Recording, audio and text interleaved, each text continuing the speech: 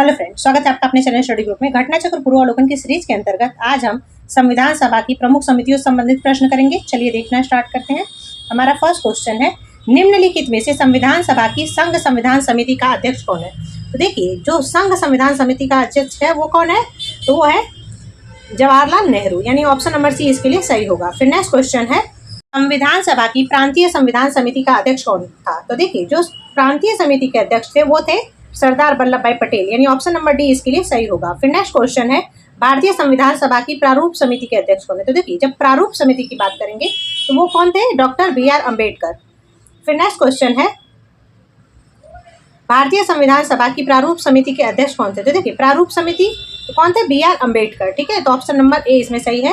फिर next question है, सूची 1 को सूची 2 से मिलान कीजिए और नीचे दिए गए कूट से सही उत्तर का चयन कीजिए। तो देखिए, जब हम यहाँ पर देखेंगे कि किस समिति का कौन अध्यक्ष था, तो देखिए, मूल अधिकार समिति के अध्यक्ष कौन थे? तो वो थे सरदार वल्लभ भाई पटेल। ठीक है, यानी कि 4। फिर उसके बाद से कार्य संचालन समिति। अब देखो, कार्य संचालन समिति कौन थे? तो वो थे के.एम. मुंशी। संघ समिति जवाहरलाल नेहरू और प्रारूप समिति बी.आर. अम्बेडकर। ठीक है, तो इस तरह से इसका आंसर होगा 4321। 4321 किस में है? चलिए देखते हैं। 4321 है ऑप्शन नंबर ए में, यानी option number A is right answer for this question. क्योंकि देखिए, यहाँ पर मूल अधिकार कौन थे? तो सरदार वल्लभ भाई पटेल। संचालन समिति जवाहरलाल नेहरू, संघ समिति पंडित जवाहरलाल नेहरू और प्रारूप समिति के जो थे वो बी.आर. अम्बेडकर। तो ये बातें आपको याद रखनी है। फिर नेक्स्ट क्वेश्चन है, संविधान सभा द्वारा स्थापित मौलिक अधिकारों और अल्पसंख्यकों हेतु सलाहकार समिति के अध्यक्ष कौन थे? तो देखिए, जो मौलिक अधिकारों और अल्पसंख्यकों के सलाहकार समिति के अध्यक्ष थे वो कौन थे? तो वो थे सरदार वल्लभ भाई पटेल, यानी ऑप्शन नंबर बी जो है उसके लिए सही होगा। फिर नेक्स्ट क्वेश्चन है,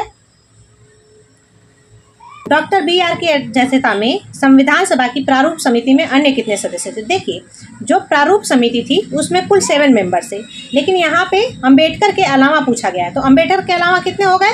तो 6 बच गए, यानी कि 6 सदस्य थे कुल टोटल। अन्य 6 सदस्य थे, और बाकी वैसे टोटल देखेंगे तो कुल 7 लोग थे। अब वो 6 लोग कौन कौन से थे? तो एन गोपाल स्वामी अयंगर, अल्लाद स्वामी कृष्णा अय्यर, के.एम. मुंशी, मोहम्मद सादुल्लाह, बी.एल. मित्र और डी.पी. खेतान। ये 6 लोग हो गए। जब बी.एल. मित्र की मृत्यु हो गई तो उनकी जगह पे कौन आए? ए.एन. माधव राव। ठीक है, और जब डी.पी. खेतान की मृत्यु हो गई तो कौन आए? टी.टी. कृष्णामाचारी। तो ये बात भी आपको याद रखनी है। फिर नेक्स्ट क्वेश्चन है, निम्नलिखित में से कौन संविधान प्रारूप समिति के सदस्य थे? तो देखिए, इसमें कौन कौन प्रारूप समिति के सदस्य थे?